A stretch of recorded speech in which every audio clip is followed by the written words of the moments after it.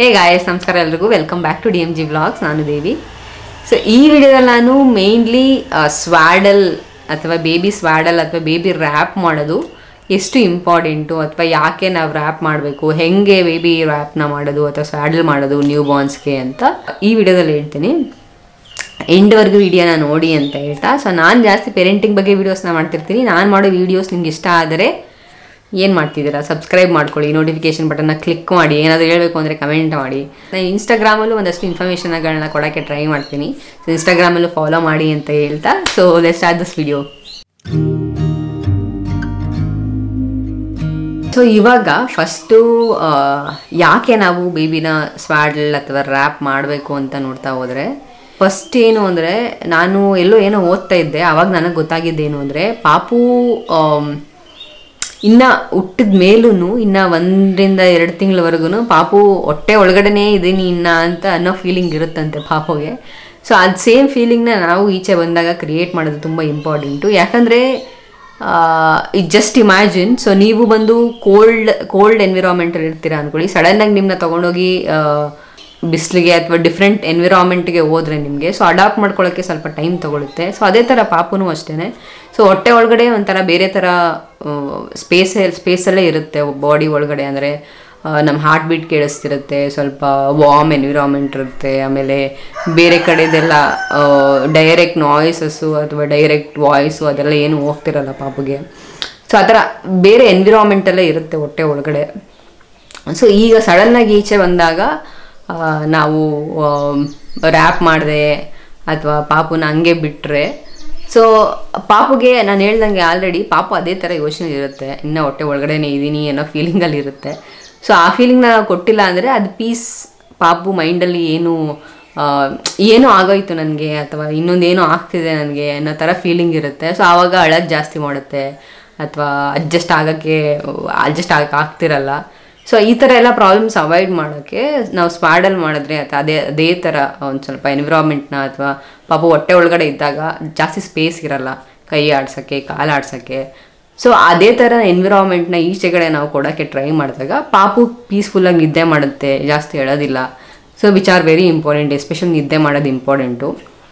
So ಯಾಕಂದರೆ ಪಾಪು ಇನ್ನೂ ಗ್ರೋ ಆಗ್ತಿರೋದ್ರಿಂದ ಸೊ ಪಾಪು ಬೆಳವಣಿಗೆಗೆ ನಿದ್ದೆ ತುಂಬ ಹೆಲ್ಪ್ ಮಾಡುತ್ತೆ. ಜನರಲ್ಲಿನೂ ಅಷ್ಟೇ ನಿದ್ದೆ ಮಾಡೋದು ತುಂಬ ಇಂಪಾರ್ಟೆಂಟು ಮನುಷ್ಯರಿಗೆ. ಸೊ ಅದೇ ಥರ ನ್ಯೂ ಬಾರ್ನ್ಸ್ಗೂ ಸೇಮೇ. ಸೊ ನಿದ್ದೆ ನೀಟಾಗಾದರೆ ಎಲ್ಲದೂ ನೀಟಾಗುತ್ತೆ. ರೊಟೀನು ಅಂದರೆ ಫೀಡಿಂಗ್ ನೀಟಾಗುತ್ತೆ, ಫೀಡಿಂಗ್ ಆಗೋದ್ರಿಂದ ಪಾಟಿ ನೀಟಾಗುತ್ತೆ, ಪಾಟಿ ಅದೆಲ್ಲ ನೀಟಾಗಿ ಆಗೋದ್ರಿಂದ ಗ್ಯಾಸ್ ಎಲ್ಲ ನೀಟಾಗಿ ಬೇರೆ ಪ್ರಾಬ್ಲಮ್ಸ್ಗಳೆಲ್ಲ ಅವಾಯ್ಡ್ ಆಗುತ್ತೆ. ಸೊ ಈ ಥರ ಪಾಪುಗೆ ಪೀಸ್ಫುಲ್ಲಾಗಿರೋಕ್ಕೆ ಸ್ವಾಡಲ್ ಮಾಡೋದ್ರಿಂದ ತುಂಬ ಹೆಲ್ಪ್ ಆಗುತ್ತೆ. ಸೊ ಇನ್ನೊಂದು ಪಾಪುಗೆ ನ್ಯೂ ಬಾರ್ನ್ಸ್ಗೆ ಎಸ್ಪೆಷಲಿ ರಿಫ್ಲೆಕ್ಟ್ಸ್ ಅಂತ ಏನು ಹೇಳ್ತಾರೆ, ಅಥವಾ ನಮ್ಮ ವಾಚಲ್ಲಿ ಹೇಳಬೇಕು ಅಂದರೆ ಇದು ಏನು ಬೆಚ್ಚಬೀಳೋದು ಅಂತ ಏನು ಹೇಳ್ತಾರೆ ಪಾಪುಗೆ.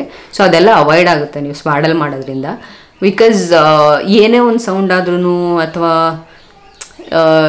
ಏನೋ ಒಂದು ಚಿಕ್ಕ ಸೌಂಡ್ ಆದ್ರೂ ಪಾಪು ಹಿಂಗೆ ಬೆಚ್ಚಬೀಳೋದು ಆ ಥರ ಎಲ್ಲ ಮಾಡ್ತಿರುತ್ತೆ. ಸೊ ಈಗ ನೀವು ಸ್ವಾಡಲ್ ಮಾಡೋದ್ರಿಂದ ಸೊ ಆ ಥರ ಬಾಡಿಗೆ ಅಷ್ಟು ಫ್ರೀ ಇಲ್ಲದೆ ಇರೋದ್ರಿಂದ ಸ್ವಾಡಲಾಗಿ ಹಿಂಗಿರುತ್ತಲ್ಲ ಪಾಪು. ಸೊ ಅದರಿಂದ ಏನಾಗುತ್ತೆ, ಈ ಬೆಚ್ಚಬೀಳೋದು, ಈ ರಿಫ್ಲೆಕ್ಟ್ಸ್ ಆಗೋದು ಆಗುತ್ತೆ, ಬಟ್ ಅದರಿಂದ ಎಫೆಕ್ಟ್ ಆಗೋದು ಸ್ವಲ್ಪ ಕಡಿಮೆ ಆಗುತ್ತೆ. ಸೊ ಅದು ರಿಯಾಕ್ಟ್ ಮಾಡಿದ್ರೂ ಇಟ್ ಸ್ಟಿಲ್ ಫೀಲ್ಸ್ ಇನ್ನು ಸೆಕ್ಯೂರ್ ಅಥವಾ ಸ್ಟಿಲ್ ಫೀಲ್ ವಾರ್ಮ್ ಆ ಥರ ಫೀಲ್ ಆಗ್ತಿರುತ್ತೆ.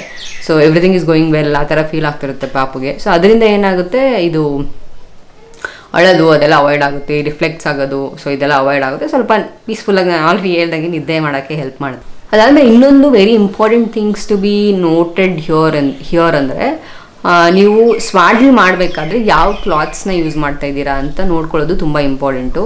ಯಾಕೆ ಅಂದರೆ ನ್ಯೂ ಬಾರ್ನ್ಸ್ಗೆ ಎಸ್ಪೆಷಲಿ ರೆಕಮೆಂಡೆಡ್ ಕ್ಲಾತ್ಸ್ ಟೈಪ್ ಯಾವ್ದು ಯೂಸ್ ಮಾಡಬೇಕು ಅಂದರೆ ಕಾಟನ್ ಅಥವಾ ಮಸ್ಲಿನ್ ಕ್ಲಾತ್ಸ್ ಅಂತ ಏನು ಹೇಳ್ತಾರೆ. ಸೊ ಅದನ್ನೇ ಯೂಸ್ ಮಾಡಬೇಕು ನ್ಯೂ ಬಾರ್ನ್ಸ್ಗೆ. ಅದನ್ನು ಬಿಟ್ಟು ಯಾವ ಕ್ಲಾತ್ಸ್ನ ಯೂಸ್ ಮಾಡಬಾರ್ದು ಅಂದರೆ, ಈ ಸ್ವೆಟರ್ ಥರ ಕ್ಲಾತ್ ಬರುತ್ತೆ, ಅದು ಬೆಡ್ಶೀಟ್ ಥರ ಕ್ಲಾತ್ ಬರುತ್ತೆ ಅದು. ಸೊ ಈ ಬೇರೆ ಥರ ಕ್ಲಾತ್ಸ್ ಎಕ್ಸೆಪ್ಟ್ ದಿಸ್ ಕಾಟನ್ ಅಥವಾ ಮಸ್ಲಿನ್ ಕ್ಲಾತ್ಸ್ ಇದ್ದರೆ ಅದನ್ನ ಅವಾಯ್ಡ್ ಮಾಡಿ. ಬಿಕಾಸ್ ಸೊ ಅದರಿಂದ ನೀವು ಸ್ವಾಡಲ್ ಮಾಡೋದ್ರಿಂದ ಓವರ್ ಈಟ್ ಆಗೋ ಚಾನ್ಸಸ್ ಇರುತ್ತೆ ಜಾಸ್ತಿ ಪಾಪುಗೆ. ಸೊ ಈ ಓವರ್ ಈಟ್ ಆಗೋದ್ರಿಂದ ಏನಾಗುತ್ತೆ, ಪಾಪುಗೆ ಫೀವರ್ ಬರೋ ಚಾನ್ಸಸ್ ಇರುತ್ತೆ. ಸೊ ಇವಾಗ ಏನೂ ಇಲ್ಲ, ಪಾಪು ಚೆನ್ನಾಗೇ ಇದೆ ಅಂದರೆ ನೀವೇ ಪ್ರಾಬ್ಲಮ್ನ ಕ್ರಿಯೇಟ್ ಮಾಡಿ, ನೀವೇ ಓವರ್ ಈಟ್ ಮಾಡಿ, ನೀವೇ ಫೀವರ್ ಬರ್ಸ್ಕೊತಿದ್ದೀರಾ ಪಾಪುಗೆ. ಸೊ ಅದರಿಂದ ಏನು ಮಾಡಿ, ಯಾವ ಕ್ಲಾತ್ಸ್ನ ಯೂಸ್ ಮಾಡ್ತಿರ್ತೀರಾ ಸ್ವಾಡಲ್ ಮಾಡೋಕ್ಕೆ ಅನ್ನೋದು ಇಂಪಾರ್ಟೆಂಟು. ಸೊ ಅದನ್ನ ಸ್ವಲ್ಪ ಅಬ್ಸರ್ವ್ ಮಾಡಿ. ಸೊ ರೆಕಮೆಂಡೆಡ್ ಕ್ಲಾತ್ಸ್ ಬಂದು ಕಾಟನ್ ಅಥವಾ ಮಸ್ಲಿನ್ ಕ್ಲಾತ್ಸ್ ಏನಿರುತ್ತೆ, ಸೊ ತೆಳುಗೆ ಮಸ್ಲಿನ್ ಕ್ಲಾತ್ಸ್ ಬರುತ್ತೆ. ಸೊ ಅದನ್ನ ವೀಡಿಯೋ ಮಾಡಿ ತೋರಿಸೋಕ್ಕೆ ಟ್ರೈ ಮಾಡ್ತೀನಿ. ಸೊ ಆ ಥರ ಕ್ಲಾತ್ಸ್ನ ಯೂಸ್ ಮಾಡಿ ಸ್ವಾಡಲ್ ಮಾಡಿ, which is very important. So ಇನ್ನೊಂದು ಅಡ್ವಾಂಟೇಜ್ ಆಫ್ ಈ ಸ್ವಾಡ್ಲಿಂಗ್ ಮಾಡೋದ್ರಿಂದ ಏನಾಗುತ್ತೆ ಪಾಪುಗೆ ಅಂದರೆ, ಬ್ಯಾಕ್ ಮೇಲೆ ಮಲ್ಕೊಳ್ಳೋಕ್ಕೆ ಹೆಲ್ಪ್ ಮಾಡುತ್ತೆ.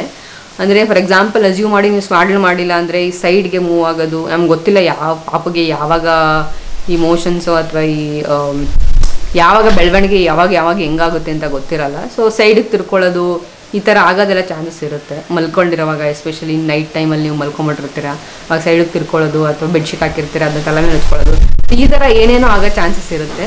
ಸೊ ಈ ಥರ ರೋಲ್ ಮಾಡಿ ಅಥವಾ ಈ ಥರ ಸ್ವಾಡಲ್ ಮಾಡಿ ಮಲ್ಸೋದ್ರಿಂದ ಅದು ಬ್ಯಾಕಲ್ಲೇ ಮಲ್ಕೊಳ್ಳುತ್ತೆ ಪಾಪು. ಸೊ ನ್ಯೂ ಬಾರ್ನ್ಸು ಬ್ಯಾಕಲ್ಲಿ ಮಲ್ಕೊಳ್ಳೋದು ತುಂಬ ಇಂಪಾರ್ಟೆಂಟು. ಅದಾದಮೇಲೆ ಹೆಡ್ ಶೇಪ್ ಬರೋಕ್ಕೂ ಹೆಲ್ಪ್ ಮಾಡುತ್ತೆ. ಸಿನ್ಸ್ ಪಾಪು ಲೆಫ್ಟ್ಗೆ ರೈಟಿಗೆ ತಿರ್ಕೊತಿಲ್ಲ ಅಂದರೆ, ಸ್ವಾಡಲ್ ಮಾಡಿ ನೀಟಾಗಿ ಮಲಗಿಸಿದ್ದೀರಾ ಅಂದರೆ, ಸೊ ಹೆಡ್ ಶೇಪ್ ಆಗೋಕ್ಕೆ ಅಥವಾ ಬ್ಯಾಕ್ ಬೋನ್ ಬೆಳೆಯೋಕ್ಕೆ ಮತ್ತು ಬ್ಯಾಕಲ್ಲಿ ಮಲ್ಕೊಳ್ಳೋದು ನ್ಯೂ ಬಾರ್ನ್ಸು ಇಂಪಾರ್ಟೆಂಟು. ಸೊ ಅದೆಲ್ಲ ಹೆಲ್ಪ್ ಆಗುತ್ತೆ. ಸೊ ಇವಾಗ ಯಾವ್ಯಾವ ಥರ ಸ್ವಾಡಲ್ ಮಾಡ್ಬೋದು ಅಥವಾ ನಾನು ಯಾವ ಥರ ನ್ಯೂ ಬಾರ್ನ್ನ ಸ್ವಾಡಲ್ ಮಾಡ್ತೀನಿ ಅಂತ ತೋರಿಸ್ತೀನಿ. ಸೊ ಫಸ್ಟು ಯಾವ ಕ್ಲಾತ್ಸ್ನ ಯೂಸ್ ಮಾಡಬೇಕು, ಯಾವ ಥರ ಕ್ಲಾತ್ಸ್ನ ಯೂಸ್ ಮಾಡಬಾರ್ದು ಅಂತ ವಿಡಿಯೋ ಆ್ಯಡ್ ಮಾಡ್ತೀನಿ ಇಲ್ಲೇ, ಅದನ್ನ ನೋಡ್ಕೊಂಬನ್ನಿ. ಅದಾದಮೇಲೆ ಯಾವ ಥರ ಸ್ವಾಡಲ್ ಮಾಡೋದು ಪಾಪುನ ಅಂತ ತೋರಿಸ್ತೀನಿ, ಅದನ್ನ ನೋಡ್ಕೊಂಬನ್ನಿ. ನಾನಿಲ್ಲಿ ನಿಮಗೆ 2-3 ಡಿಫ್ರೆಂಟ್ ಬಟ್ಟೆಗಳನ್ನ ತೋರಿಸೋಕ್ಕೆ ಟ್ರೈ ಮಾಡ್ತೀನಿ. ನನ್ನ ಹತ್ರ ಯಾವುದಿದೆ ಅದನ್ನ. ಸೊ ಇದು ಇಲ್ಲಿ ನೋಡಿದ್ರೆ ನೀವು ಬೆಡ್ಶೀಟ್ ಥರ ಕ್ಲಾತ್ ಇದು. ಸೊ ಇದರಲ್ಲಿ ಸ್ವಾಡಲ್ ಮಾಡಿದ್ರೆ ಓವರ್ ಹೀಟ್ ಆಗಿಬಿಡುತ್ತೆ. ಸೊ ಈ ಥರ ಟೆಕ್ಸ್ಚರ್ ಇರೋ ಬಟ್ಟೆ ಅಥವಾ ಸೊ ಇಲ್ಲಿ ಈ ಥರ ಟೆಕ್ಸ್ಚರ್ ಉಲ್ಲನ್ ಟೆಕ್ಸ್ಚರ್ ಇರುತ್ತಲ್ಲ, ಸೊ ಈ ಥರ ಬಟ್ಟೆನ ಯೂಸ್ ಮಾಡಿಬಿಡಿ ಸ್ವಾಡಲ್ ಮಾಡೋಕ್ಕೆ. ಸೊ ಇಲ್ಲಿ ಇನ್ನೊಂದು ಬಟ್ಟೆ ತೋರಿಸ್ತೀನಿ. ಇದು ಬಂದು ಮಸ್ಲಿನ್ ಕಾಟನ್ ಕ್ಲಾತ್ಸು. ಸೊ ಈ ಥರ ಬಟ್ಟೆನ ಯೂಸ್ ಮಾಡೋಕ್ಕೆ ಟ್ರೈ ಮಾಡಿ.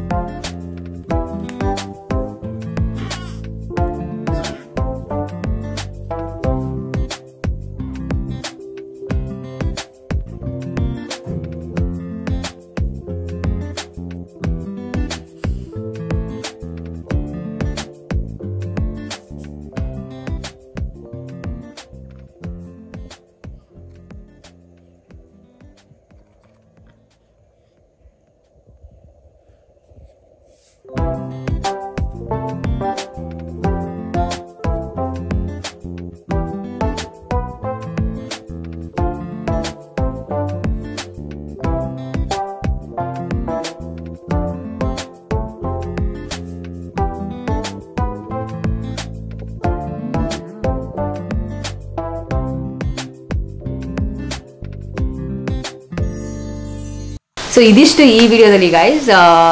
ಸೊ ನಾನು ಮಾಡ್ತಿರೋ ವೀಡಿಯೋಸು ನಿಮ್ಗೆ ಏನೋ ಒಂದು ಇನ್ಫಾರ್ಮೇಷನ್ ಕೊಡ್ತಿದೆ, ಏನೋ ಒಂಥರ ಯಾವುದೋ ಥರ ಹೆಲ್ಪ್ ಆಗ್ತಿದೆ ಅಂತ ಅಂದ್ಕೊತೀನಿ.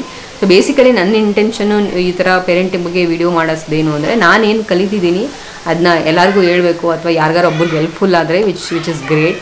ಇದಷ್ಟೇ ನನ್ನ ಇಂಟೆನ್ಷನ್ನು. ಸೊ ನಾನು ಮಾಡೋ ವೀಡಿಯೋಸ್ ನಿಮ್ಗೆ ಇಷ್ಟ ಆದರೆ ಸಬ್ಸ್ಕ್ರೈಬ್ ಮಾಡ್ಕೊಳ್ಳೋದು ಮರಿಬೇಡಿ, ನೋಟಿಫಿಕೇಷನ್ ಬಟನ್ನ ಕ್ಲಿಕ್ ಮಾಡಿ. ಸೊ ನಾನು ಹೊಸ ವೀಡಿಯೋ ಮಾಡಿದಾಗೆಲ್ಲ ನಿಮಗೆ ಅಪ್ಡೇಟ್ ಬರುತ್ತೆ. Thank you so much for watching till the end, guys. Love ya. Bye bye.